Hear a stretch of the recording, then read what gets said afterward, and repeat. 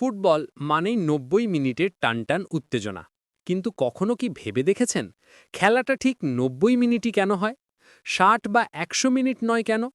এর পেছনের কারণটা কিন্তু কোনো বৈজ্ঞানিক যুক্তি বা জটিল হিসেব নিকেশ নয়। কারণটা জানলে আপনি সত্যিই অবাক হবেন। এর জন্য আমাদের ফিরে যেতে হবে আজ থেকে প্রায় ১৫০ বছর আগে, ইংল্যান্ডে। তখন ফুটবলের নিয়মকানুন আজকের মতো এত গোছানো ছিল না। এক এক জায়গায় এক এক নিয়ম। কোনো ম্যাচ হয়তো চলতো ঘন্টার পর ঘন্টা, আবার কোনো ম্যাচ হয়তো খুব তাড়াতাড়ি শেষ হয়ে যেত।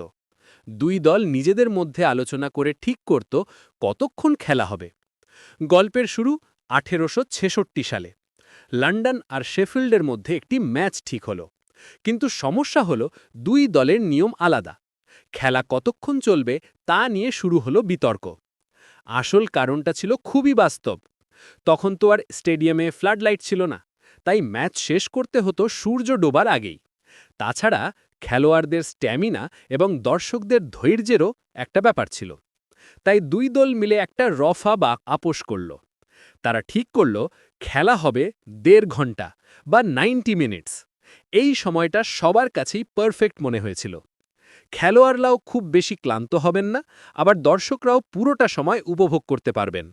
এই ৯০ মিনিটের নিয়মটা এতই জনপ্রিয় হল যে ১৮৯৭ সালে ইংল্যান্ডের ফুটবল অ্যাসোসিয়েশন বা এফএ একে আনুষ্ঠানিক নিয়ম হিসেবে ঘোষণা করে। সেই থেকে আজ পর্যন্ত পুরো বিশ্বজুড়ে ফুটবলের রাজত্ব এই ৯০ মিনিটেই। ফুটবলের এই মজার ইতিহাসটা কি আপনি আগে জানতেন? কমেন্টে জানান।